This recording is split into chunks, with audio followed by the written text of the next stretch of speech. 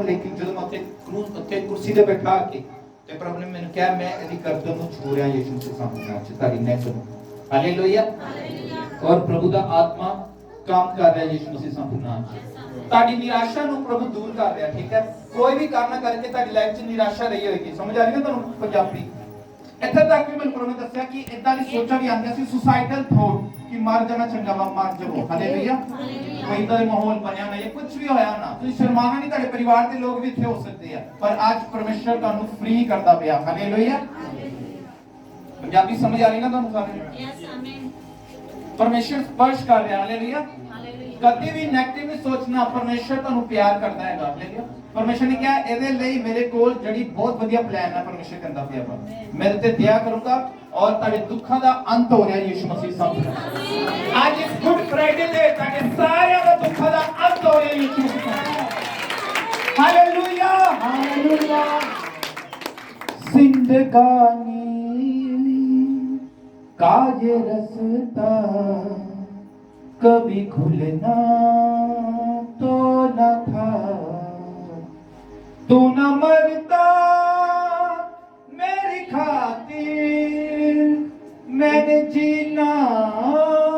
तो न था जिंदगानी का ये रास्ता कभी खुलना तो न था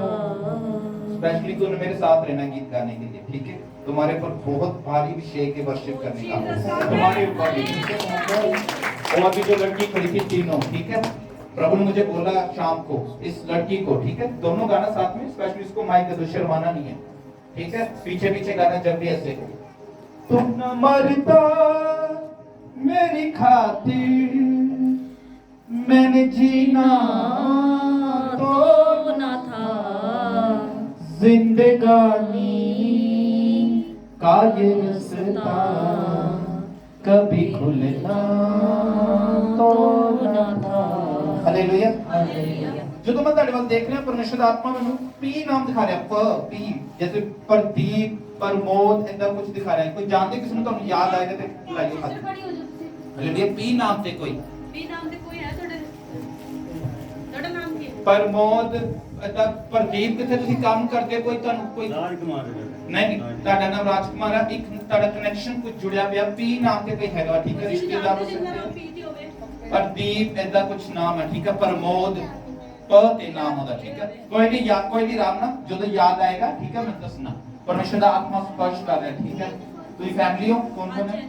ਪਤੀ ਪਤਨੀ ਹੈ ਬੱਚੇ ਆਏ ਨੇ ਓਕੇ ਕੋਈ ਗੱਲ ਨਹੀਂ ਪਰਮੇਸ਼ਰ ਸਪਰਸ਼ ਕਰ ਰਿਹਾ ਪ੍ਰਭੂ ਯਿਸੂ ਮਸੀਹ ਤੁਹਾਡੇ ਦੋਨਾਂ ਦੇ ਸਿਰ ਤੇ ਹੱਥ ਰੱਖਦਾ ਪਿਆ ਹੈ ਹਾਲੇਲੂਇਆ ਬਹੁਤ ਸਾਰੇ ਕੁਝ ਬੰਧਨ ਸੀਗੇ ਕੁਝ ਜਾਦੂ ਟੋਣੇ ਸੀ ਕੁਝ ਸੀ ਸਟਕ ਕੀਤਾ ਸੀ ਪਰਮੇਸ਼ਰ ਨੇ ਦਿਮਾਗ ਨੂੰ ਜਿਹੜਾ ਵਾ ਸ਼ੈਤਾਨ ਨੇ